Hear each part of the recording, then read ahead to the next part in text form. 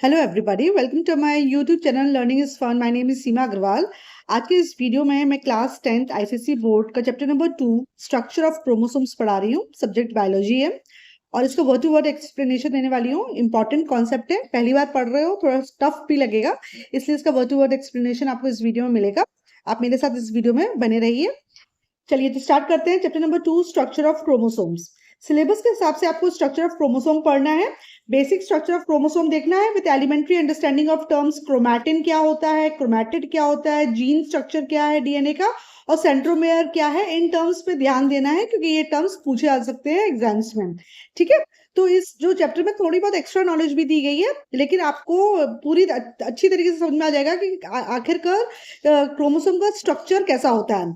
सबसे पहले चैप्टर को स्टार्ट करने के पहले मैं बताऊं कि क्रोमोसोम्स होता कहाँ है, इसकी लोकेशन आप पहले समझ लीजिए। देखिए, सेल होता है, सेल के अंदर होता है न्यूक्लियस। ठीक है, न्यूक्लियस होता है, न्यूक्लियस के अंदर आपका होता है क्रोमोसोम्स। ठीक है, न्यूक्लियस के अंदर क्रोमोसोम्स होते हैं। ठीक है, और ये क्रोमोसोम्स कब दिखते हैं? जब सेल डिवीजन में जाता है तभी क्रोमोसोम्स दिखते हैं, वरना क्रोमोसोम्स नहीं दिखते हैं।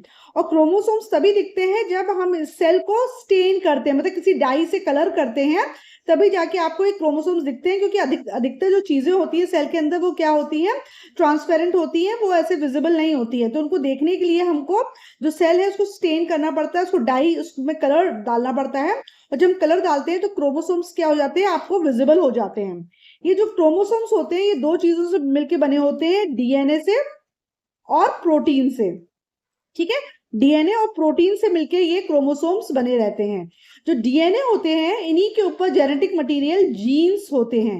राइट, तो आप ऑर्डर देख रहे हो किस तरीके से। जो प्रोटीन है, ये प्रोटीन दो प्रकार का होता है, एक होता है हिस्टोन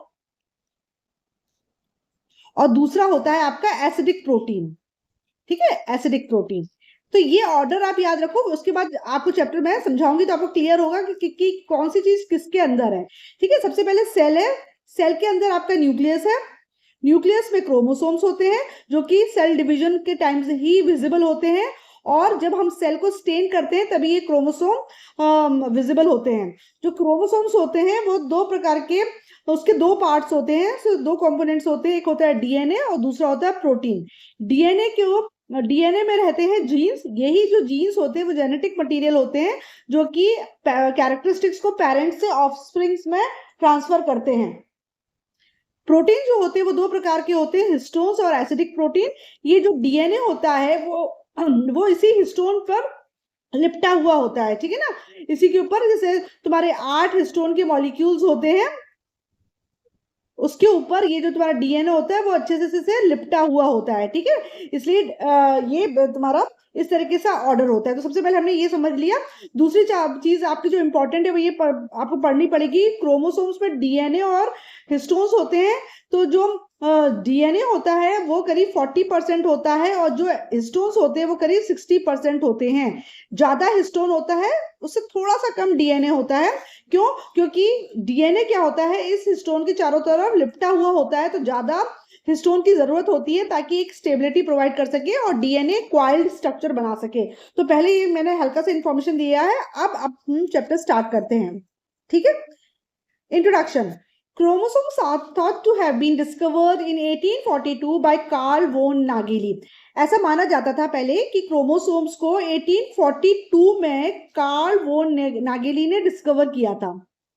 एक्चुअली हुआ क्या था कि Nageli observe rod shape chromosomes in the plant cell and call them transitory cytoblast which were later identified as chromosomes। Actually Nageli ने एग्जैक्टली क्रोमोसोम्स तो नहीं वो डिस्कवर किए थे, इन्होंने प्लांट सेल को ऑब्जर्व किया था। तो उन्होंने देखा था कि प्लांट सेल्स के अंदर रॉड शेप्ड कुछ चीजें होती हैं, और इन रॉड शेप्ड ऑर्गेनील को इन्होंने क्या बोला था, साइटोप्लाज्म। और ये साइटोप्लास्ट आगे चल के क्रोमोसोम्स कहलाने लगा।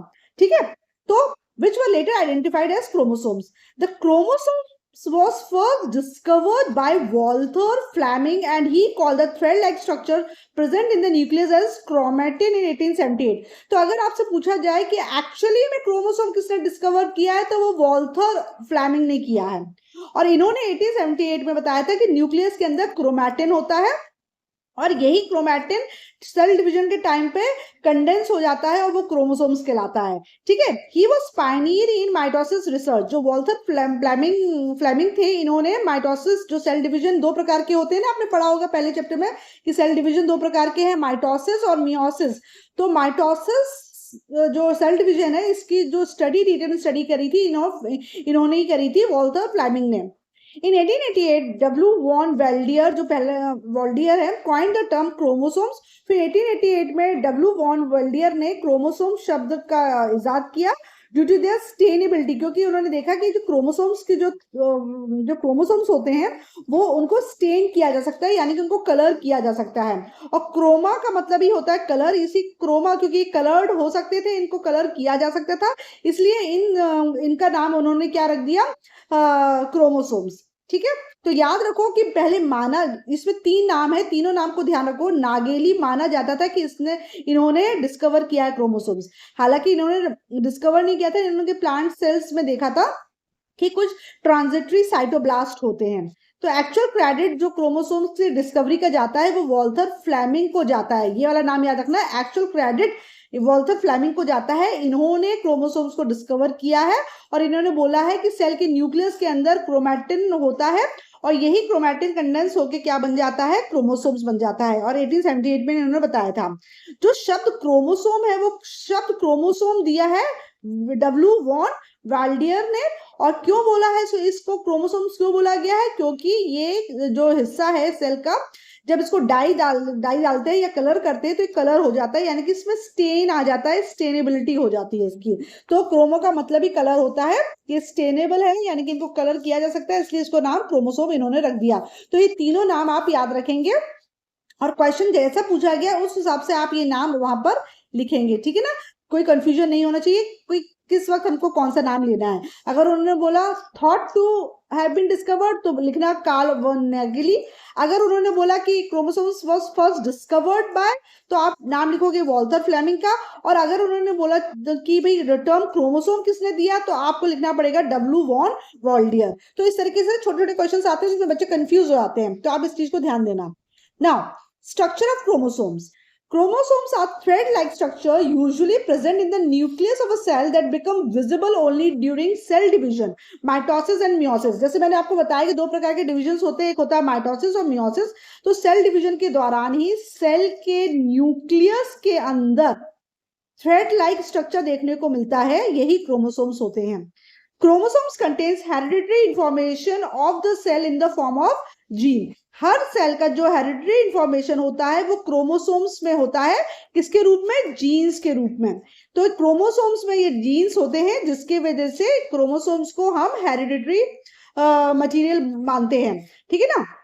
मतलब क्रोमोसोम्स के ऊपर ये जेनेटिक मटेरियल होता है, जीन्स होता है, और ये जीन्स ही रिस्पॉन्सिबल होते हैं कैरेक्टरिस्टिक्स को पेरेंट्स से ऑफस्प्रिंग में ट्रांसफर करने के लिए। आपको पता है ना, जब बच्चा होता है तो उसमें कुछ फीचर्स उसके फादर के होते हैं, कुछ मदर के होते हैं, कुछ आदतें उसकी फादर से मिलती हैं, कुछ आदतें उसकी मदर से मिलती हैं। तो ऐसी कौन सी चीज होती है हमारे शरीर के अंदर जो इन आदतों को ट्रांसफर करती है, तो वो जो चीज होती है वो कहलाती है जीन्स। या आप देखो कि आंखों का रंग है ना, या आपकी हाइट, या आपका स्किन का कलर, ये भी आपको हेरिडिटी होता है। तो ये कैसे आता है बच्चों में, ये जीन्स के द्वारा आता है। या तो बच्चे में वो कैरेक्टरिस्टिक्स मदर की तरफ से आए हैं या फादर की तरफ से आए हैं। तो आपको याद रखना है कि सेल है, सेल के अंदर न्यूक्लियस है, न्यूक्लियस के अंदर आपके क्रोमोसोम्स है, क्रोमोसोम्स में डीएनए है, और डीएनए में ये जेनेटिक मटेरियल है जीन, जो कि इन ट्रेड्स को पास ऑन करता है पेरेंट्स से ऑफस्प्रिंग में, ठीक है ना। ऑफस्प्रिंग का मतलब हुआ बच्चे, ठीक है। पेरेंट्स से बच्चों में जो कैरेक्टरिस्टिक ट्रांसफर होता है वो जीन की वजह से होता है, और जीन होता है डीएनए पे, राइट। आई होप यहाँ तक क्लियर है। Each chromosome is made up of two components, DNA जिसको हम डीऑक्सीराइबोन्यूक्लिक एसिड कहते हैं, एंड प्रोटीन। प्रोटीन दो प्रकार के हैं, histones and acidic protein. Exam में ये फुल फॉर्म आता है, डीएनए का फुल फॉर्म है डीऑक्सीराइबोन्यूक्लिक एसिड। आपको ये फुल फॉर्म याद रखना पड़ेगा, पूछा जाएगा कि एक्सपेंड डीएनए, मतलब डीएनए का फुल फॉर्म बताओ, तो डीएनए का फुल फॉर्म होता है डीऑक्सीराइबोन्यूक्लिक एसिड। तो जो क्रोमोसोम होता है वो दो चीजों से बना है, डीएनए से बना है और प्रोटीन से बना है। प्रोटीन दो प्रकार के, मेन हिस्टोन्स है और दूसरा है acidic protein, right. Difference between, अब ये डीएनए और जो हिस्टोन है इसके बीच का डिफरेंस क्या है? DNA, deoxyribonucleic acid is composed of long chains of nucleotides. जो डीएनए होता है वो लंबी लंबी चेन्स, न्यूक्लियोटाइड्स की लंबी लंबी चेन से बना हुआ होता है। जबकि हिस्टोन क्या है? हिस्टोन एक प्रकार का प्रोटीन है जो डीएनए के साथ एसोसिएट रहता है, मतलब डीएनए के साथ साथ पाया जाता है। DNA is the hereditary material in humans and almost all other organism. Humans में और बाकी सारे ऑर्गेनिज्म में जो हेरिडिटरी मटेरियल है, मतलब वो मटेरियल जो कि रिस्पॉन्सिबल है कैरेक्टर्स को पेरेंट्स से ऑफस्प्रिंग में पास होने के लिए, वो डीएनए होता है। क्योंकि डीएनए के पास जीन्स है और जीन ही एक्चुअल में वो हेरिडिटरी मटेरियल है। तो हर जो इंसान हो या बाकी जो ऑर्गेनिज्म है उन सबके पास डीएनए एक हेरिडिटरी मटेरियल की तरह होता है। जबकि हिस्टोन का क्या काम होता है? Histone provide structural support for a chromosome. Chromosome को एक स्ट्रक्चरल सपोर्ट देने के लिए हिस्टोन काम करता है। Third, DNA lies within the nucleus of all cell. हर सेल के न्यूक्लियस के अंदर डीएनए है। और जो हिस्टोन्स है ये found inside the nucleus of eukaryotic cell. जबकि जो तुम्हारा हिस्टोन है वो यूकैरियोटिक सेल्स के न्यूक्लियस में ही पाया जाता है। आपको पता है सेल दो प्रकार के होते हैं, एक तो प्रोकैरियोटिक होते हैं, एक यूकैरियोटिक होते हैं। प्रोकैरियोटिक प्रिमिटिव सेल्स होते हैं, मतलब बहुत ही सिंपल सेल्स होते हैं और सिंपल ऑर्गेनिज्म में होते हैं, है ना, जो बहुत ही छोटे मोटे ऑर्गेनिज्म होते हैं। जबकि यूकैरियोटिक सेल्स जो होते हैं जिसमें वेल डिफाइंड सेल ऑर्गेनील्स होती हैं। तो जो हिस्टोन है वो यूकैरियोटिक सेल के न्यूक्लियस के अंदर पाया जाता है। जबकि तुम्हारा डीएनए है वो प्रोटीन और वो प्रोकैरियोट्स और यूकैरियोट्स दोनों ही प्रकार के सेल्स के न्यूक्लियस में पाया जाएगा। तो ये तीन डिफरेंस है। ये छोटे छोटे डिफरेंस पूछे जाते हैं तो इस टेबल को याद करना। DNA is the most important component of chromosome. Chromosome का बहुत इंपॉर्टेंट हिस्सा है DNA. It is the material of genes. ये जीन्स का मटेरियल है, यानी कि ये एक प्रकार का जेनेटिक मटेरियल है। और जेनेटिक मटेरियल क्या होता है? जेनेटिक मटेरियल वो मटेरियल होता है जो कि हेरिडिटरी कैरेक्टर्स को पेरेंट्स से ऑफस्प्रिंग में ट्रांसफर करता है।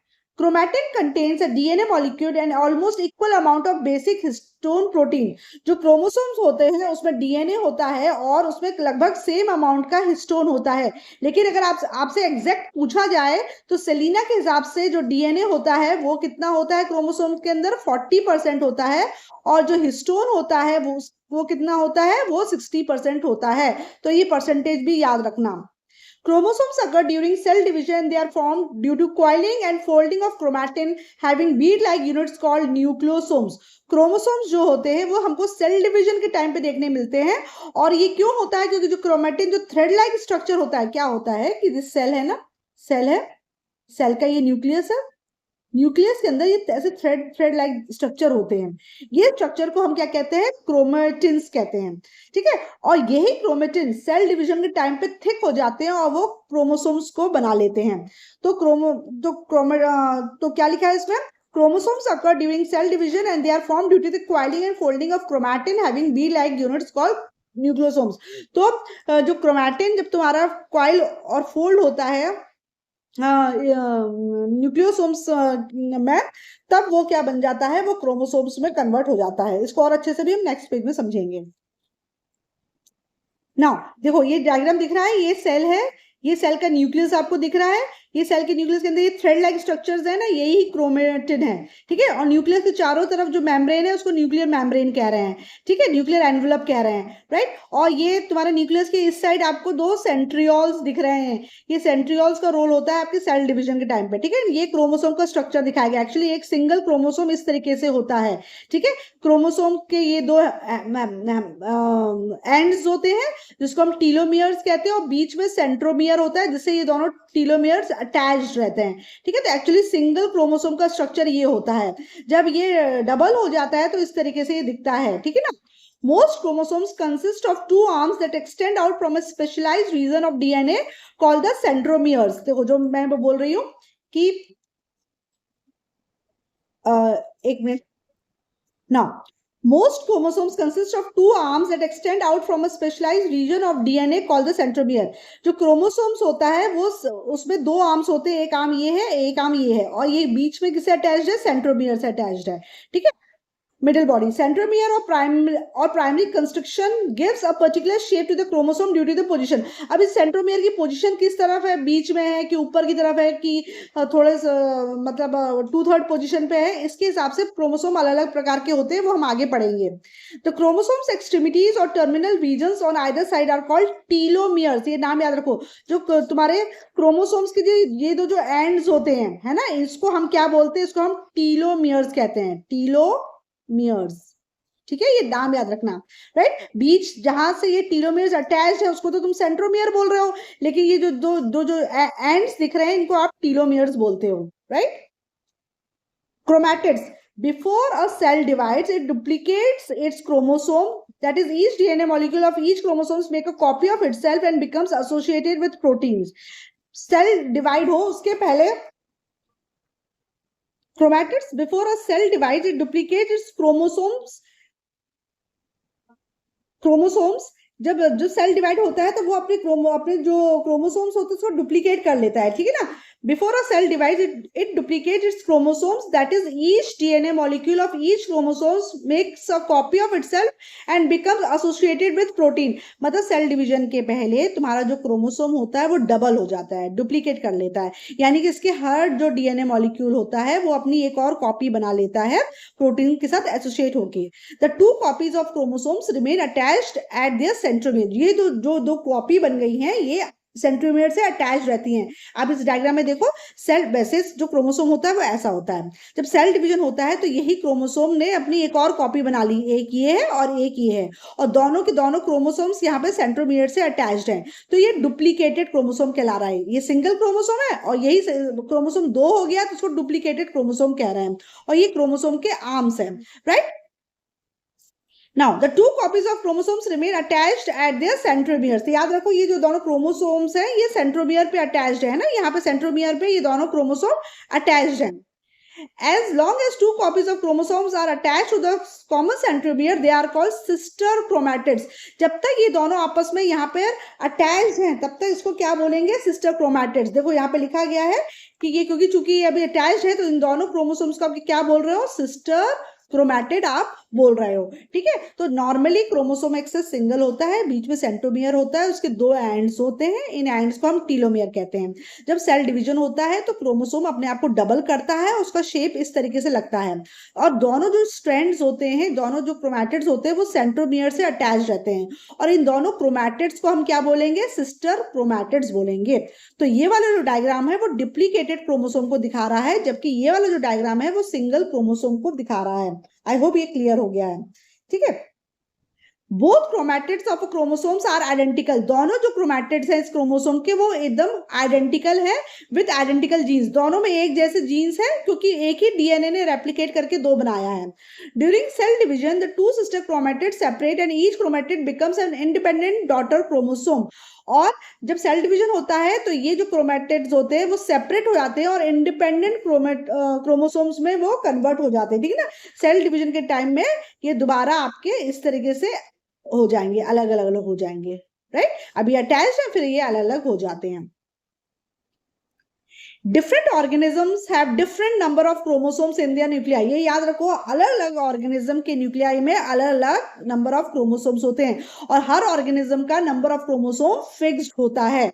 ठीक है ना. जैसे अगर ह्यूमंस की बात करें तो उनका नंबर ऑफ क्रोमोसोम्स डिफरेंट है, डॉग्स का बात करें तो अलग है, कैट्स की बात करो तो अलग है, अगर आप किसी प्लांट की बात करोगे तो उसका नंबर ऑफ क्रोमोसोम अलग होगा. तो हर ऑर्गेनिज्म में नंबर ऑफ क्रोमोसोम अलग होता है. Gene is inherited from one generation to next and determines an observable characteristics or trait of an organism. Genes जो होते हैं वो inherited होते हैं एक जनरेशन से दूसरी जनरेशन में, और इस तरीके से कैरेक्टरिस्टिक्स या ट्रेट का ट्रांसफर होता है एक जनरेशन से दूसरी जनरेशन में. आप देखते हो कि जो बच्चे होते हैं वो अपने माँ बाप जैसे तो लगते ही हैं, कभी कभी दादा दादी, नाना नानी या अदर फैमिली मेंबर्स की तरह भी लगते हैं. उसका क्या रीजन होता है, क्योंकि यही जो जीन जो होता है वो ट्रांसफर होके इस कैरेक्टरिस्टिक्स को बच्चों तक ले आया है. Genes have to carry coded information of parents to their children or progeny so that children remain exactly like their parents. ये genes क्या करते हैं, ये genes एक कोडेड इंफॉर्मेशन अपने अंदर रखते हैं और इस कोडेड इंफॉर्मेशन को पेरेंट्स से चिल्ड्रन में पास करते हैं। इन्हीं चिल्ड्रन को हम प्रोजेनी भी कहते हैं, ताकि चिल्ड्रन में जो कैरेक्टरिस्टिक्स आए वो पेरेंट्स के जैसे आए। Generally, a gene is made of DNA molecule, but sometimes it is made of RNA molecule as observed in TVS। ठीक है, वैसे तो जो जीन होता है वो डीएनए मॉलिक्यूल से मिलके बनता है, लेकिन कहीं कहीं चीज देखा गया है कि जीन आरएनए से भी मिलके बना है। डीएनए को हम डीऑक्सी राइबोन्यूक्लिक एसिड कहते हैं, तो आरएनए को हम राइबोन्यूक्लिक एसिड कहते हैं। ठीक है, देखो तो ये डायग्राम अच्छे से देखो। सेल है, सेल के अंदर न्यूक्लियस है, न्यूक्लियस के अंदर आपको ये क्रोमोसोम्स दिख रहे हैं, ये दिख रहे हैं ना, क्रोमोसोम्स आपको दिख रहे हैं। इस क्रोमोसोम को अगर तुम बड़ा करोगे, ये बड़ा करोगे, तो तुम देखोगे कि क्रोमोसोम्स के बीच में जो ज्वाइंट है उसको हम सेंट्रोमियर कह रहे हैं। और ये सिस्टर क्रोमैटिड्स हैं, ये सिस्टर क्रोमैटिड्स हैं जो सेंट्रोमियर से जुड़े हुए हैं। इस क्रोमोसोम के अंदर क्या होता है, आप देख रहे हैं जिगजैग लाइन दिख रही है, ये जो क्रोमोसोम के अंदर क्या होता है, डीएनए होते हैं, और इस डीएनए के अंदर क्या होता है, जीन्स होते हैं। ठीक है, इस डीएनए के अंदर जेनेटिक मटेरियल होता है। ठीक है, ये ऊपर वाला जो हिस्सा है वो पी आर्म कहलाता है, और जो नीचे वाला हिस्सा है उसको हम क्यू आर्म कहते हैं। ठीक है, वैसे अगर देखा जाए तो दोनों को हम टीलोमियर्स कहते हैं। सेंटर के पॉइंट को हम क्या कहेंगे, सेंट्रोसोम कह रहेंगे, और ऊपर और नीचे की जो एक्सट्रीमिटीज है उसको हम टीलोमियर्स कहते हैं। अगर आर्म की बात की जाए तो ऊपर वाला पी आर्म कहलाता है और नीचे वाला क्यू आर्म कहलाता है। तो इस तरीके से ये आपका क्रोमोसोम का स्ट्रक्चर होता है। आई होप आपको समझ में आया होगा कि क्रोमोसोम्स एक्चुअली में लोकेटेड कहाँ रहते हैं, right. Now difference between chromosomes and chromatid. अब दो वर्ड बार बार आ रहे हैं, एक है क्रोमोसोम और क्रोमैटिड, तो इसके बीच में कभी कभी डिफरेंस पूछ लिया जाता है, बच्चे कंफ्यूज होते हैं। पहला क्या है, क्रोमोसोम्स क्या होते हैं, these are thread like structure usually present in the nucleus of the cell. Chromosome thread like structure है जो सेल के न्यूक्लियस के अंदर होते हैं। क्रोमैटिड क्या है, these are one of the two identical halves of a chromosome that has been replicated in preparation of cell division।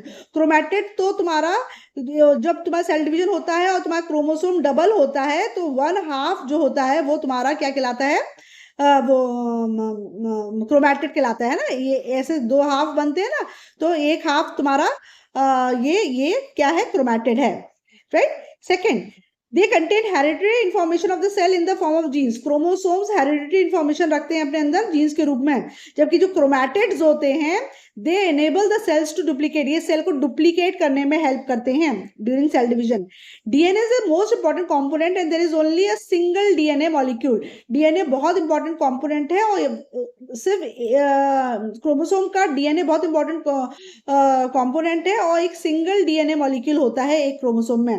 जबकि chromatid consist of 2 identical DNA strands joined together by the centromere. जबकि chromosomes में 2 identical DNA होते हैं जो कि centromere में जुड़े हुए होते हैं। ठीक है ना, तो ये क्रोमोसोम जब डबल हो जाता है तो उसका जो एंड है वो क्या क्या कहलाता है, आपका क्रोमैटिड्स कहलाता है। ठीक है, ये क्रोमैटिड्स कहलाती है, ये सिस्टर क्रोमैटिड्स हो गई, एक ये, राइट।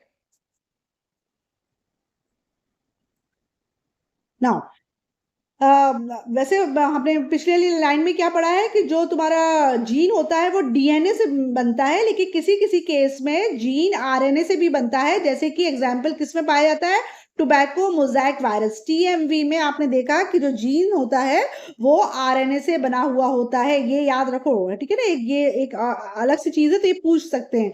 तो वैसे तो जो जीन होता है वो डीएनए से ही बना रहता है, लेकिन टीएमवी में देखा गया है कि जीन आरएनए से भी बना गया है।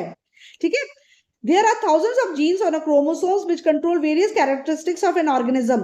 क्रोमोसोम्स के अंदर thousands of genes होते हैं, और ये genes वेरियस कैरेक्टरिस्टिक्स को कंट्रोल करते हैं, मतलब कौन से कैरेक्टर्स हमें पास करने हैं, कौन से नहीं। Genes are actually units of heredity which transfer. तो जीन्स की अगर डेफिनेशन पूछी जाए तो आप क्या लिखोगे, genes are actually units of heredity which transfers characteristics और traits from parents to their offspring during reproduction. Genes वो यूनिट्स हैं, वो हेरिडिटरी यूनिट्स हैं जो कैरेक्टरिस्टिक्स या ट्रेट्स को पास ऑन करती हैं पेरेंट्स से ऑफस्प्रिंग में, कब, रिप्रोडक्शन के दौरान। The term factors which were used by Mendel as carriers of hereditary information are now known as genes। यही जो फैक्टर्स जो थे जिनको मेंडल ने अपने उसमें हेरिडिटरी इंफॉर्मेशन में फैक्टर्स बोला था, आज उसी फैक्टर्स को हम जीन्स के नाम से जानते हैं।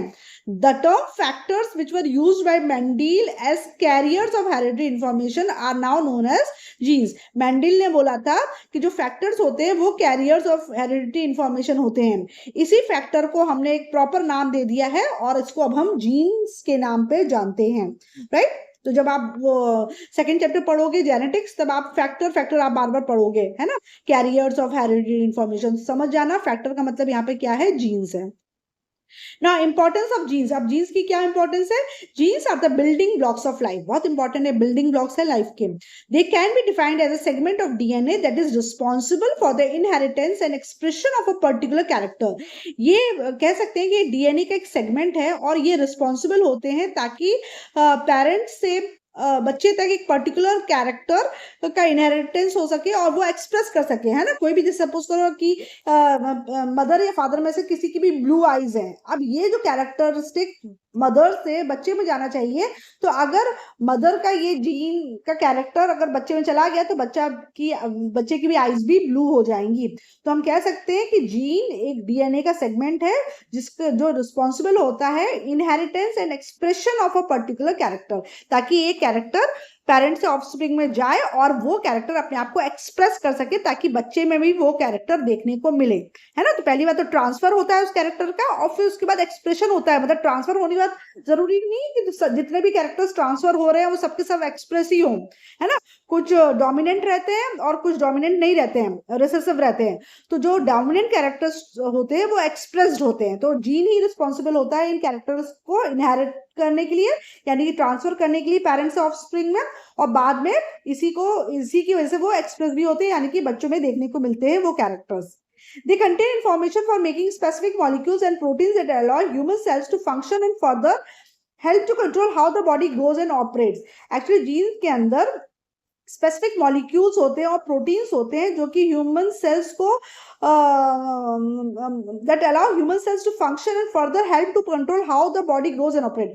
एक्चुअली जो जीन्स होते हैं उनके अंदर स्पेसिफिक मॉलिक्यूल्स और प्रोटीन्स होते हैं जो कि सेल को मदद करते हैं ये बताने के लिए कि किस तरीके से बॉडी को ग्रो करना है और किस तरीके से बॉडी ऑपरेट होगी, है ना। इन्हीं जीन्स से पता चलता है कि कद काठी कैसी होगी, कैसे उसका फेस आएगा, कैसे फेशियल फीचर्स आएंगे, क्या क्या चीजें उसके अंदर आएंगी बच्चे के अंदर।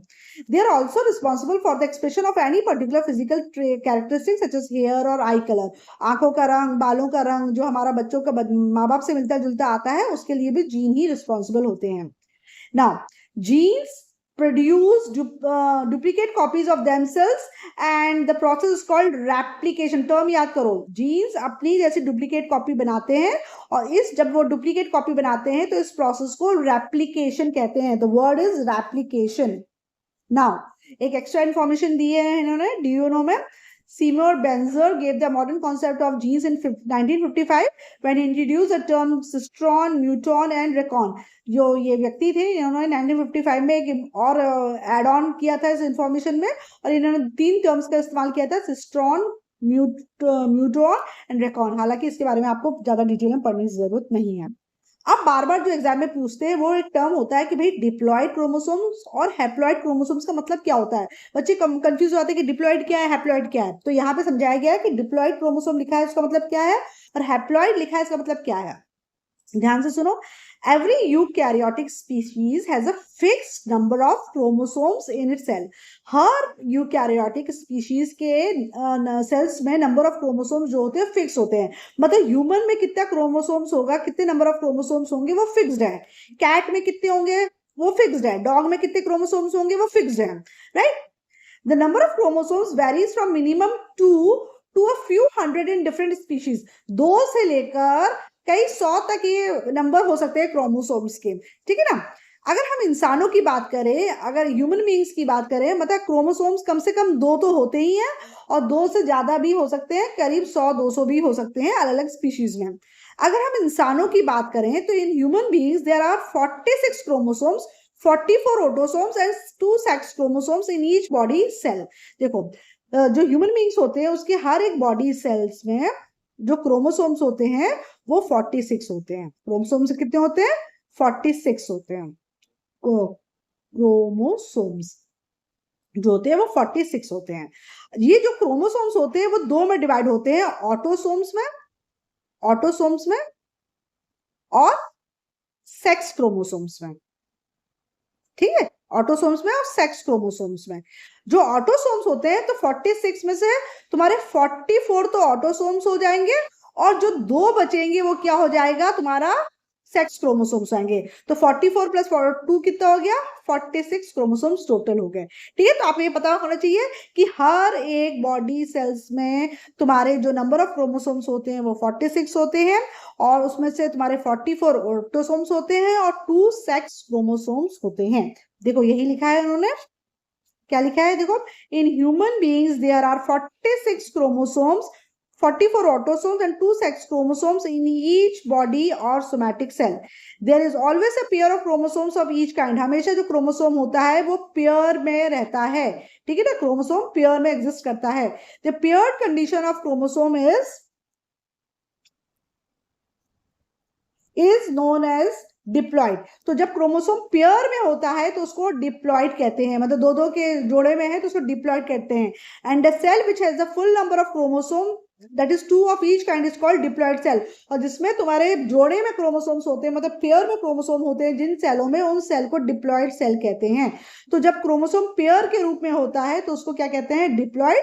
और ऐसे सेल्स उसमें पेयर के रूप में क्रोमोसोम्स पाए जा रहे हैं वो डिप्लॉइड सेल्स कहलाएंगे। जितने भी बॉडी सेल्स होते हैं वो डिप्लॉइड होते हैं, है ना। सेल्स जो होते हैं वो दो उसमें डिवाइडेड है, जो सेल्स हैं उसको दो उसमें डिवाइड किया है। एक कहलाता है बॉडी सेल्स, ठीक है, जिसको हम सोमैटिक सेल्स भी बोलते हैं, सोमैटिक सेल्स भी बोलते हैं इसको हम। और दूसरा होता है तुम्हारा सेक्स सेल्स, ठीक है ना, सेक्स सेल जो कि गैमीट कहलाते हैं। जो बॉडी सेल्स होते हैं इसमें जो क्रोमोसोम्स होते हैं वो डबल होते हैं, इसलिए इसको डिप्लॉइड बोलते हैं। जो तुम्हारे सेक्स सेल्स होते हैं उसमें जो नंबर ऑफ क्रोमोसोम्स होते हैं वो आधे होते हैं, इसलिए इनको हम हैप्लॉइड कहते हैं। राइट, तो यही चीज वो समझा रहे हैं। A set comprising of unpaired chromosomes of each kind is called haploid and a cell which has half the number of chromosomes is called a haploid cell. तो वो सेट जिसमें क्रोमोसोम तुम्हारा अनपेयर्ड रूप में है, मतलब सिंगल सिंगल क्रोमोसोम्स पाया जा रहा है, तो उस सेट को हम हैप्लॉइड कहेंगे और उस सेल को हम हैप्लॉइड सेल कहेंगे। जो gametes in human beings are haploid, जो ह्यूमन बीइंग्स के जो गैमीट्स होते हैं यानी कि सेक्स सेल जो होते हैं, मेल गैमीट और फीमेल गैमीट, वो हैप्लॉइड होता है। ये लाइन अंडरलाइन कर लो, ये इंपॉर्टेंट है। जो बॉडी सेल्स होते हैं यानी कि सोमैटिक सेल्स जो होते हैं वो डिप्लॉइड होते हैं, जबकि जो गैमीट्स होती हैं, मेल गैमीट्स और फीमेल गैमीट्स, वो हैप्लॉइड होती हैं, यानी कि उसमें नंबर ऑफ क्रोमोसोम्स हाफ होते हैं, जबकि तुम्हारे जो सोमैटिक सेल्स या बॉडी सेल्स होते हैं उसमें नंबर ऑफ क्रोमोसोम्स डबल होते हैं। Thus, 46 chromosomes, that is 2 of each kind, 23 pairs in each body cells in human beings represent diploid number, and 23 chromosomes in the sex cells or gametes in human beings represent haploid numbers. तो हम कह सकते हैं कि body cells में number of chromosomes 46 होते हैं जो कि डिप्लॉइड दिखाते हैं, जबकि गैमीट्स यानी सेक्स सेल्स में जो नंबर ऑफ क्रोमोसोम्स होते हैं वो 23 होते हैं जो कि हैप्लॉइड है।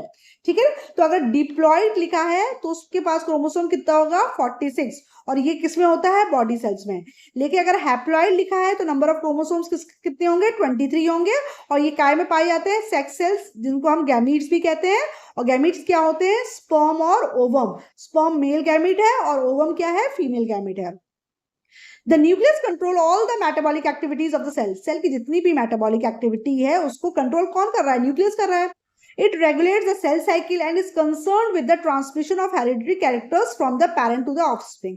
ये सेल साइकिल को तो रेगुलेट कर रहा है और साथ साथ में रिस्पॉन्सिबल है हेरिडिटरी ट्रेट को ट्रांसफर करने में पेरेंट्स टू ऑफस्प्रिंग में। क्यों, क्योंकि भैया सेल के अंदर न्यूक्लियस है और न्यूक्लियस के अंदर ही तो क्रोमोसोम है, और क्रोमोसोम में डीएनए है, और डीएनए में आरएनए है, डीएनए में जीन्स है, और जीन तुम्हारा जेनेटिक मटेरियल है। तो एक तरीके से कह सकते हैं ना कि न्यूक्लियस ही रिस्पॉन्सिबल है, क्योंकि न्यूक्लियस के अंदर ही क्रोमोसोम होते हैं और क्रोमोसोम के अंदर ही डीएनए है और डीएनए के अंदर जीन्स है। तो एक हम इसको घुमा के ऐसा बोल सकते हैं ना कि जो न्यूक्लियस होता है वो रिस्पॉन्सिबल होता है हेरिडिटरी ट्रेट्स को ट्रांसफर करने के लिए पेरेंट्स टू ऑफस्प्रिंग में।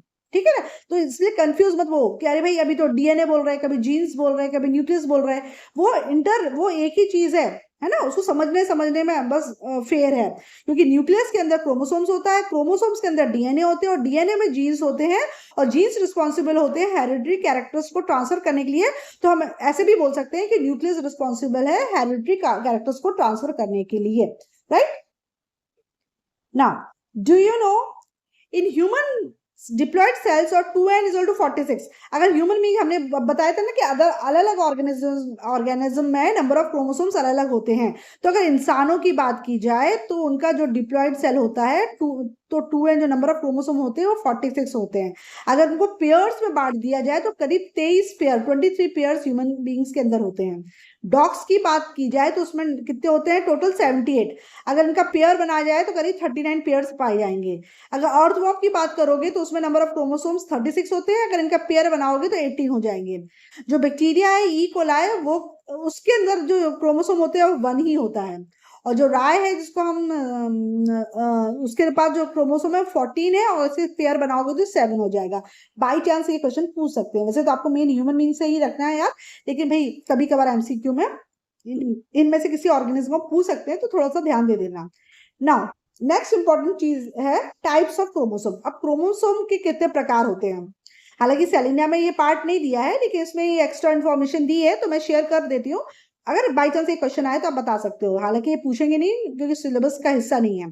Each chromosome has a non staining clear area called the centromere. Actually वो हमने बताया था कि जो क्रोमोसोम का जो बीच का पॉइंट होता है जहां पे तुम्हारा टीलोमियर अटैच्ड होते हैं, है ना, ये टीलोमियर अटैच्ड है। तो ये जो बीच का जो हिस्सा है ना ये सेंट्रोमियर कहलाता है। जब हम स्टेन करते हैं, मतलब हम इस क्रोमोसोम को कलर करेंगे ना तो यहाँ कलर चढ़ जाएगा, यहाँ कलर चढ़ जाएगा, लेकिन तुम्हारा जो सेंटर का जो हिस्सा है ना उसमें कलर नहीं होगा, और इसी को हम सेंट्रोमियर कहते हैं। तो position of the centromere is specific to a chromosome and varies in different chromosome. Chromosome में सेंट्रोमियर कहाँ होना चाहिए, इसकी पोजीशन वेरी हो सकती है, कभी एकदम सेंटर में होता है, ठीक है, कभी थोड़ा ऊपर होता है, कभी थोड़ा सा नीचे होता है, तो उसकी पोजीशन वेरी करती है। सेंट्रोमियर की पोजीशन क्या है उसके हिसाब से तुम्हारे अलग अलग प्रकार के सेंट्रोमियर्स बन जाते हैं। तो position of the centromere is specific to a chromosome and varies in different chromosome. एक क्रोमोसोम में तो पोजीशन फिक्स रहेगी, मतलब एक बार अगर एक क्रोमोसोम बन गया उसकी पोजीशन ये है तो यही रहेगी, लेकिन दूसरे क्रोमोसोम में हो सकता है सेंट्रोमियर थोड़ा ऊपर हो या थोड़ा और नीचे हो। The centromere divides chromosomes into two parts. Each one is called chromosome arm. Centromere chromosome को दो हिस्से में डिवाइड कर देता है, उसको हम क्रोमोसोम आर्म्स कहते हैं, और अगर प्रॉपर नाम इसका बोलो तो उसको बोलेंगे हम टीलोमियर, ठीक है। Chromosomes acquire different shapes due to the position of centromere and have been classified into the following 4 categories. इस सेंट्रोमियर की पोजीशन क्या है उसके हिसाब से जो सेंट्रोसोम है उसका शेप क्रोमोसोम जो है उसका शेप बदल जाता है, राइट। सेंट्रोमियर की पोजीशन क्या है उसके हिसाब से क्रोमोसोम का शेप बदल जाता है, इसलिए हमने क्रोमोसोम को 4 कैटेगरीज में डिवाइड किया है। सबसे पहला जो कैटेगरी है वो क्या है, टीलोसेंटर। टीलोसेंट्रिक क्रोमोसोम्स कौन होते हैं, रॉड लाइक क्रोमोसोम्स होते हैं। As the centromere is present at the proximal end. अगर टिप पे तुम्हारा सेंट्रोमियर है और नीचे उसके तुम्हारे क्रोमोसोम आर्म्स है, तो इस तरीके का शेप है तुम्हारा क्रोमोसोम का, तो उसको क्या कहोगे तुम, टीलोसेंट्रिक क्रोमोसोम, राइट। नेक्स्ट है आपका एक्रोसेंट्रिक, है ना, एक्रोसेंट्रिक क्रोमोसोम। ऑल्सो ये भी रॉड लाइक होते हैं। The centromere is present near the extreme and so one arm is very long and one arm is very short. ये जो शेप होता है ये तुम्हारा एक्रोसेंट्रिक का है। इसमें तुम्हारा ये जो तुम्हारा टीलोसेंट्रिक था उसमें तो तुम्हारा एकदम यहाँ पे एंड में है और तुम्हारे दोनों आर्म्स इधर उधर है, तो ये तुम्हारा टीलोसेंट्रिक होगा। सेकंड है एक्रोसेंट्रिक है। एक्रोसेंट्रिक में एक आर्म बहुत छोटा होता है, एक आर्म बहुत बड़ा होता है, राइट। तो ये वाला जब शेप आता है तो इसको क्या कहते हैं, एक्रोसेंट्रिक। फिर नेक्स्ट है सब मेटासेंट्रिक। सब मेटासेंट्रिक में ये तो बहुत अच्छे डायग्राम नहीं बनाया है उन्होंने, ये जे शेप या एल शेप तुम्हारा क्रोमोसोम लगता है। तो जो एक सेंट्रोमियर की पोजीशन है ना वो सेंटर से थोड़ा सा ऊपर होती है, एकदम एग्जैक्टली सेंटर पे नहीं रहती है। जे और L shape as the centromere is slightly displaced from the centre and so both the arms are unequal. तो थोड़ा सा ही डिफरेंस होता है, लेकिन डिफरेंस होता है, एकदम इक्वल नहीं होते हैं। तो इसका शेप जे या एल की तरह लगता है। तो ये डायग्राम एक्चुअली इतना अच्छे से नहीं बनाया है इसलिए आपको इतना क्लियर नहीं दिख रहा है। तो ये जो कहलाएगा ये वाला जो शेप कहलाता है वो सब मेटासेंट्रिक कहलाता है। और चौथा क्या है, मेटासेंट्रिक, यानी कि जो सेंट्रोमियर है बिल्कुल सेंटर पर है और इसका शेप वी शेप्ड हो जाता है, ठीक है ना, वी शेप हो जाता है। अच्छा, एक्चुअली क्या है, इससे देखने को लगता है इसमें एक जे और एक एल दिखता है। V shaped as the centromere is present right in the centre and so both arms are equal. तो ये एक वी बना है और ये एक वी बना, एकदम सेंटर में सेंट्रोमियर है। तो अगर आपसे पूछा जाए, वैसे तो ये क्वेश्चन आना के चांसेस बहुत कम है, लेकिन अगर बाई चांस आ जाए तो टाइप्स ऑफ क्रोमोसोम्स 4 प्रकार के होते हैं। डिपेंड करता है कि सेंट्रोमियर की पोजीशन क्या है। अगर सेंट्रोमियर की पोजीशन टॉप पर है और इस तरह के शेप बन रहा है तो टीलोसेंट्रिक कहलाएगा। ऐसी पोजीशन है कि एक आर्म बहुत छोटा है, एक आर्म बहुत बड़ा है, तो फिर इसको एक्रोसेंट्रिक बोलोगे। अगर इस पोजीशन पे है कि सेंटर से थोड़े से ऊपर है, जिसकी वजह से वो तुम्हारा जे शेप या एल शेप बन रहा है, मतलब एक शॉर्ट आर्म बन रहा है और एक थोड़ा सा लॉन्ग आर्म बन रहा है, तो उसको सब सेंट्रिक कहोगे, सब मेटासेंट्रिक कहोगे। और अगर बिल्कुल सेंटर में सेंट्रोमियर की पोजीशन है तो फिर आप उसको मेटासेंट्रिक बोलोगे, राइट। और मेटासेंट्रिक में शेप वी बनता है। सब मेटासेंट्रिक में जे और एल शेप में रहता है। तुम्हारा जो एक्रोसेंट्रिक होता है इसमें आपका रॉड शेप रहता है, टीलोसेंट्रिक में भी वो रॉड शेप ही कहलाता है, राइट। अब दो वर्ड बार बार आ रहे हैं, एक तो हो रहा है सेंट्रोमियर और एक हो रहा है सेंट्रोसोम। देखो ये जो है ना, ये सेंटर जिस जहां से तुम्हारे दो क्रोमोसोम आर्म जुड़े हुए हैं, इसको हम सेंट्रोमियर कहते हैं। तो ये याद रखो। और क्रोम जो जो तुम्हारा सेंट्रोसोम होता है, ये एनिमल सेल के अंदर एक सेल ऑर्गेनील होता है जिसको हम सेंट्रोसोम कहते हैं, जो कि सेल डिवीजन में हेल्पफुल होता है। Centromere is a very restricted DNA region in the middle of chromosome. Chromosome के बीच का जो हिस्सा है जहां उसको हम सेंट्रोमियर कह रहे हैं। जबकि centrosome serve as the organising centre for microtubule. जबकि सेंट्रोसोम है एक प्रकार का सेल ऑर्गेनील है और ये इससे सारे माइक्रोट्यूब्यूल्स बनते हैं। तो सेंट्रोमियर होता है, ये सारी यूकैरियोटिक सेल्स में पाया जाता है, भले वो प्लांट सेल हो या एनिमल सेल हो। लेकिन जो सेंट्रोसोम होता है वो सिर्फ और सिर्फ एनिमल सेल का ही ऑर्गेनील है, सिर्फ एनिमल सेल में ही सेंट्रोसोम पाया जाता है। जबकि सेंट्रोमियर सारे यूकैरियोटिक सेल में पाया जाएगा, भले ही वो प्लांट सेल हो या एनिमल सेल हो। तीसरा डिफरेंस क्या है, located in the middle of the chromosome and transport the duplicated chromosomes to the daughter cells during cell division. Centromere जो होता है लगभग सेंटर में होता है और ये डुप्लीकेटेड क्रोमोसोम्स को डॉटर में पास ऑन करता है ड्यूरिंग सेल डिवीजन। जबकि सेंट्रोसोम का क्या काम है, it aids in the preservation of cell shape and are important for the formation of cilia and flagella। जबकि सेंट्रोसोम का फंक्शन है कि सेल का शेप बरकरार रखना, साथ साथ में सीलिया या फ्लैजिला जैसे लोकोमोटिव ऑर्गन्स होते हैं उसको बनाना, है ना। सीलिया आप जानते हैं ना कैसा होता है, आपने देखा है कुछ ऑर्गेनिज्म में हेयर लाइक स्ट्रक्चर्स पाए जाते हैं, है ना, उनके चारों तरफ ऐसे हेयर लाइक स्ट्रक्चर्स पाए जाते हैं, तो इसको सीलिया कहते हैं।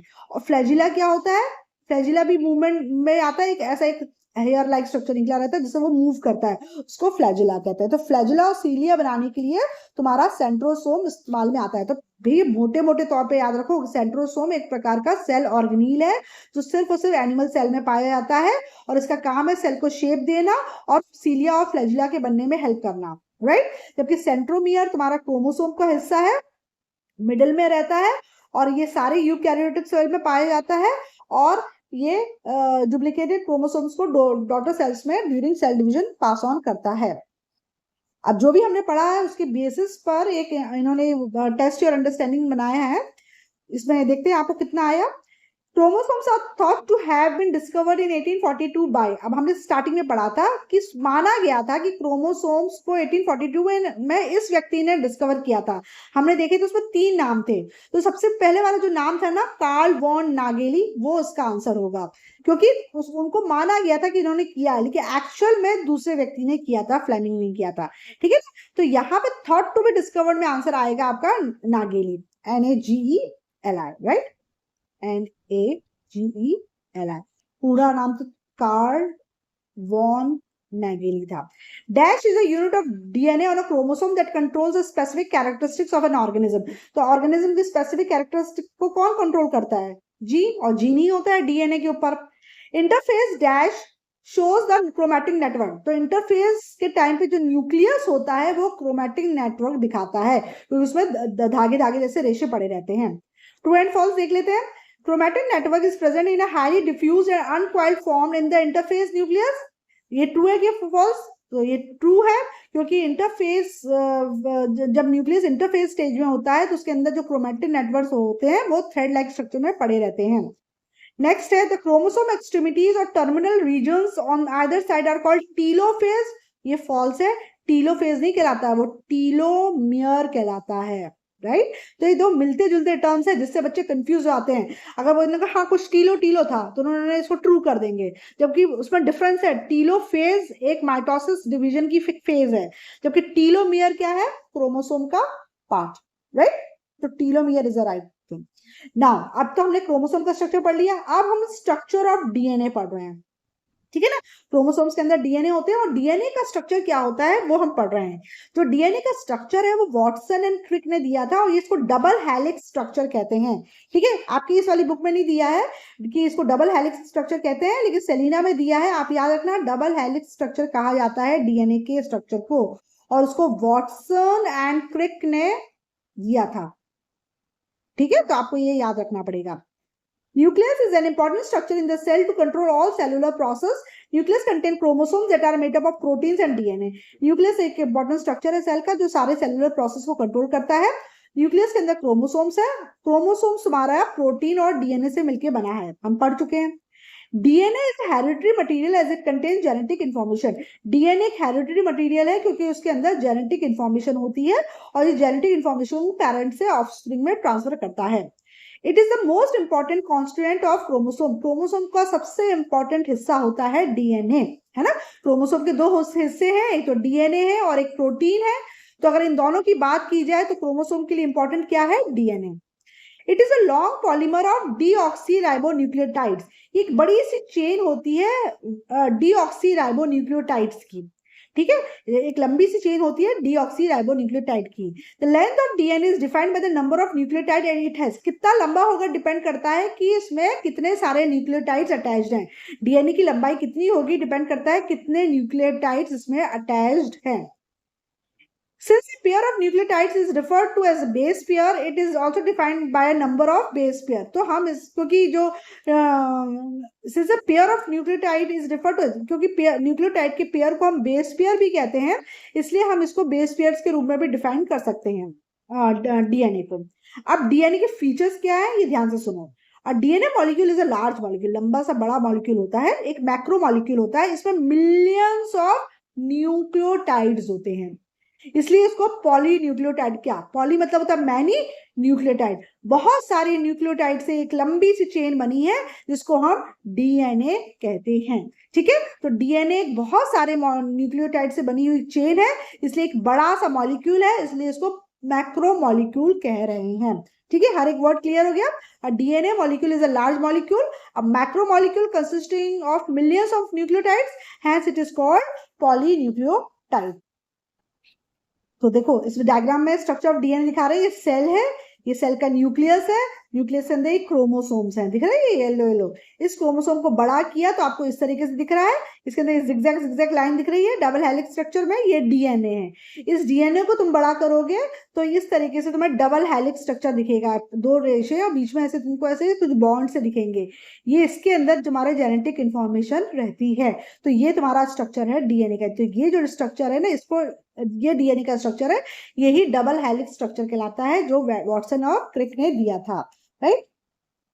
नाउ सेकंड प्रॉपर्टी जो डीएनए की है वो क्या है, सेकंड प्रॉपर्टी में वो बोल रहा है ईच न्यूक्लियोटाइड, मतलब हमने बोला ना कि डीएनए बहुत सारे न्यूक्लियोटाइड से मिलकर बना है, तो न्यूक्लियोटाइड उससे मिलकर बना है। न्यूक्लियोटाइड 3 प्रकार के कंपोनेंट से मिलकर बना है। एक शुगर होती है जिसको हम डीऑक्सीराइबोस शुगर कहते हैं, दूसरा एक नाइट्रोजनस बेस होता है। जो नाइट्रोजनस बेस होते हैं वो 4 प्रकार के होते हैं, एडेनाइन जिसको हम कैपिटल ए से रिप्रेजेंट करते हैं, ग्वानाइन जिसको हम कैपिटल जी से रिप्रेजेंट करते हैं, साइटोसाइन जिसको कैपिटल सी से करते हैं, और थाइमाइन जिसको टी से करते हैं। तो जो इसमें नाइट्रोजनस बेस पाए जाते हैं जो 4 प्रकार के होते हैं, adenine, guanine, cytosine and thymine, right.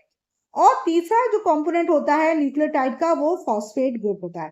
तो दो डीएनए, जो डीएनए होता है, डीएनए है वो न्यूक्लियोटाइड से मिलके बना है, बहुत सारे न्यूक्लियोटाइड से मिलके बना है डीएनए, बहुत सारे न्यूक्लियोटाइड से मिलके बना है, ठीक है।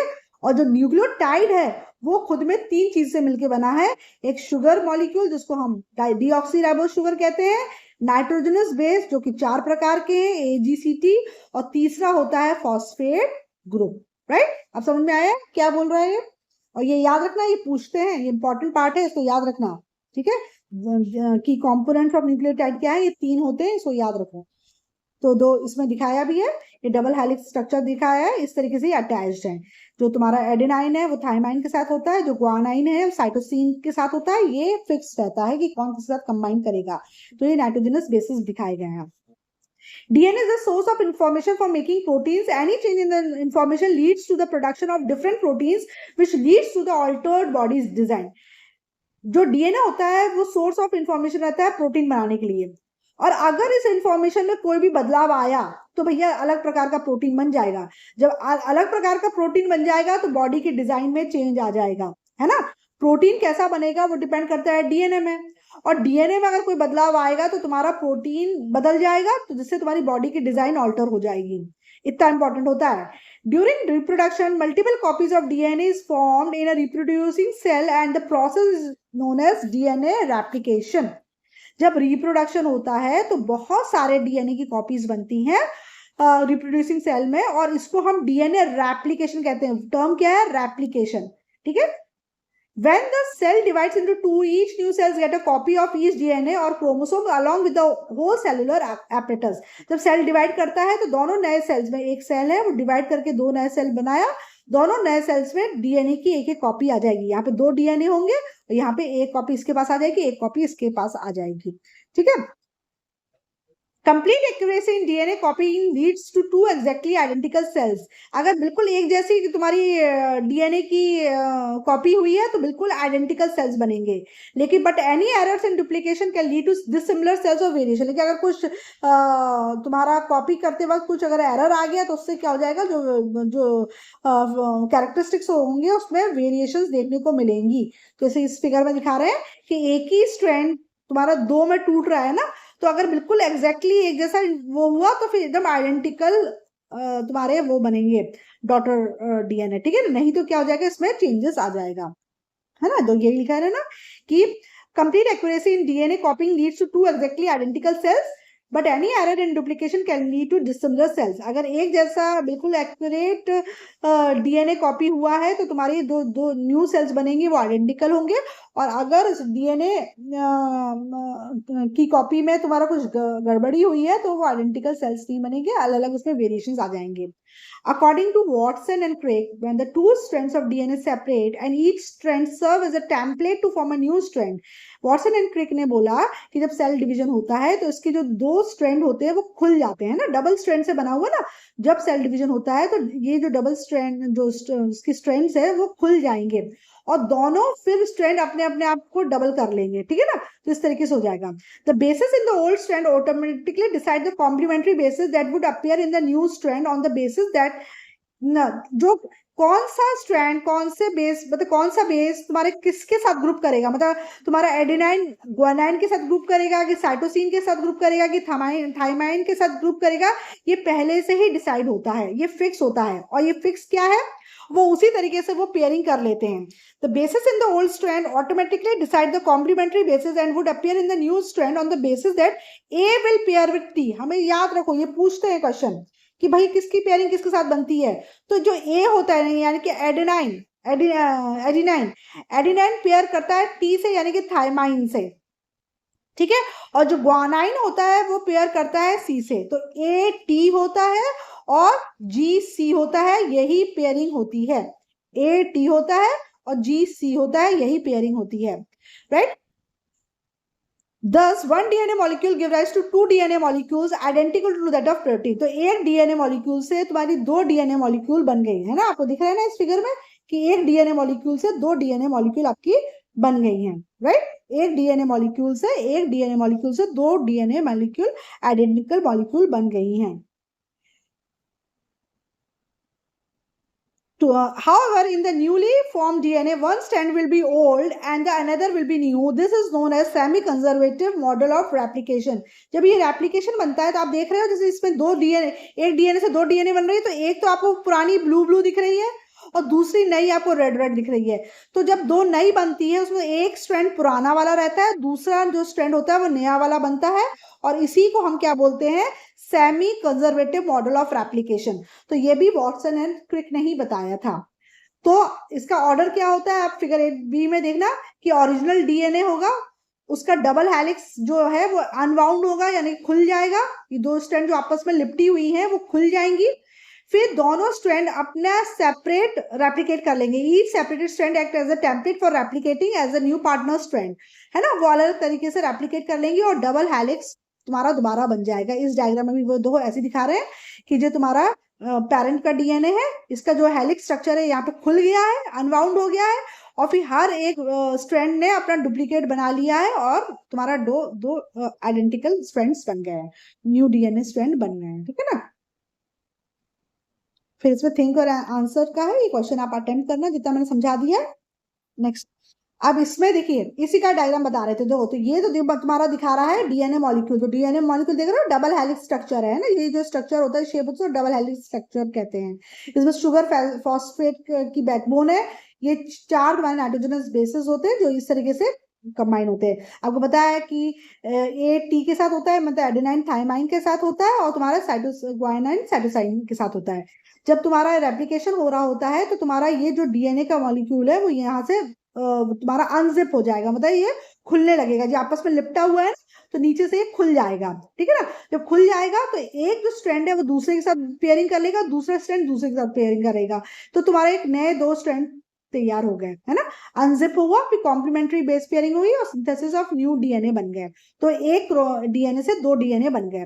Watson and Crick model of DNA, और इसको सेमी कंजर्वेटिव मेथड क्यों कहते हैं, क्योंकि ये जो 2 नए डीएनए बने उसमें एक जो स्ट्रैंड है वो पुराना पेरेंट से आया है और दूसरा नया बना है ना। इस वाले केस में भी देखो एक पुराना वाला पेरेंट से आया और दूसरा नया बना है। इसको हम semi conservative method of replication of DNA molecule कहते हैं। In sexual reproduction, the genetic material DNA in the form of chromosomes form 2 gametes, male and female gametes combined together. In sexual reproduction, the genetic material DNA form 2 gametes, male and female gametes combined together to form a new cell zygote, but the amount of DNA in zygote does not get double. तो यहाँ पे ये चीज ध्यान देने वाली है, और ये रीजन में गिव रीजन में पूछते हैं, तो ये इंपॉर्टेंट पैराग्राफ है। जब सेक्सुअल रिप्रोडक्शन होता है तो जो जेनेटिक मटेरियल डीएनए होता है क्रोमोसोम्स के रूप में, तो उसमें क्या होता है, इन्होंने बोला है कि in sexual reproduction the genetic material DNA from 2 gametes, male and female gametes combine together to form new zygote। क्या होता है, जो मेल जब सेक्सुअल रिप्रोडक्शन होता है तो मेल गैमीट और फीमेल गैमीट का जो क्रोमोसोम होता है, जो डीएनए होता है, वो क्या होता है, कंबाइन होके किसमें आ जाता है, जाइगोट में आ जाता है, ठीक है।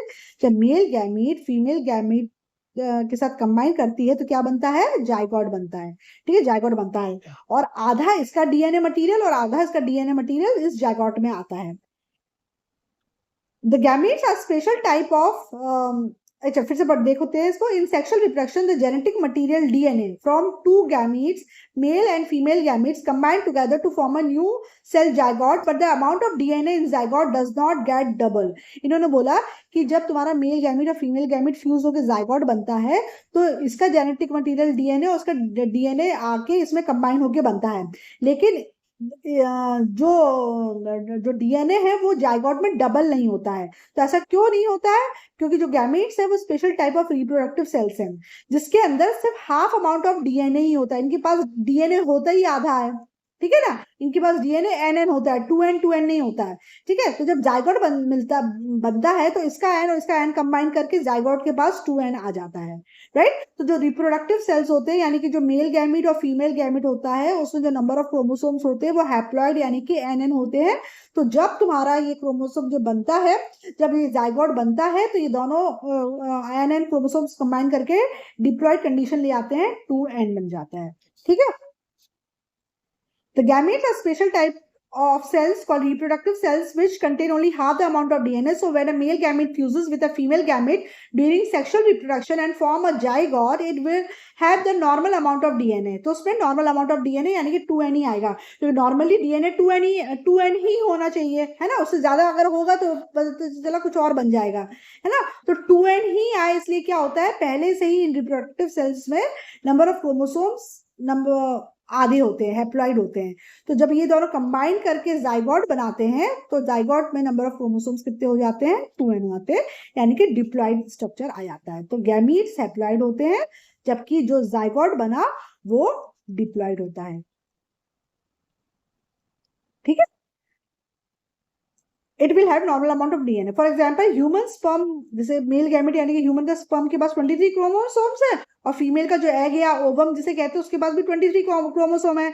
जब स्पर्म और एग आपस में फ्यूज करेंगे ताकि जाइगोट बने, तो इसके 23 क्रोमोसोम, उसके 23 क्रोमोसोम्स मिल जाएंगे, तो टोटल नंबर ऑफ क्रोमोसोम कितने हो जाएंगे? 46 हो जाएंगे। यही तो नॉर्मल नंबर ऑफ क्रोमोसोम्स है ह्यूमन बींग्स के अंदर, है ना। तो फिर कोई भी गड़बड़ी नहीं होगी और इंसान के बच्चा इंसान ही रहेगा, कुछ और नहीं बनेगा। ठीक है, तो इस तरीके से नेचुरली ये हुआ है। तो ये चैप्टर यहाँ पर लगभग खत्म हो गया है। और इसमें जितना भी हमने पढ़ा है उसके बीच में क्या अंडरस्टैंडिंग है, क्या एक टेस्ट दिया है, देखते हैं। Dash and dash gave the semi conservative model of replication. तो मैंने अभी आपको बताया था कि वॉटसन एंड क्रिक ने तुम्हारा ये वाला मॉडल दिया है, तो वॉटसन एंड क्रिक आप लिखोगे। फिर each DNA nucleotide consist of nuclear, तो एक न्यूक्लियोटाइड में क्या क्या होता है? एक तो शुगर मॉलिक्यूल होता है, दूसरा क्या होता है? नाइट्रोजन के बेसिस होते हैं, और तीसरा क्या होता है? फॉस्फेट ग्रुप होता है। ट्रू एंड फॉल्स पूछा गया है। DNA is a hereditary material in humans only as it contains a genetic information. तो सिर्फ ह्यूमन में नहीं होता, सबका जेनेटिक मटेरियल जो होता है वो डीएनए है। सबका जो हेरिडिटरी मटेरियल होता है वो डीएनए है, इसलिए ये फॉल्स है। DNA is formed in all reproducing cells and the process is known as DNA transcription. भैया डीएनए तुम्हारा सारे रिप्रोड्यूसिंग सेल्स में होता है, लेकिन प्रोसेस तुम्हारा ट्रांसक्रिप्शन नहीं कहलाता है, प्रोसेस तुम्हारा रेप्लिकेशन कहलाता है। अभी मैंने पीछे मार्क करवाया था, उसको देखो, रेप्लिकेशन कहलाता है। तो ये फॉल्स है।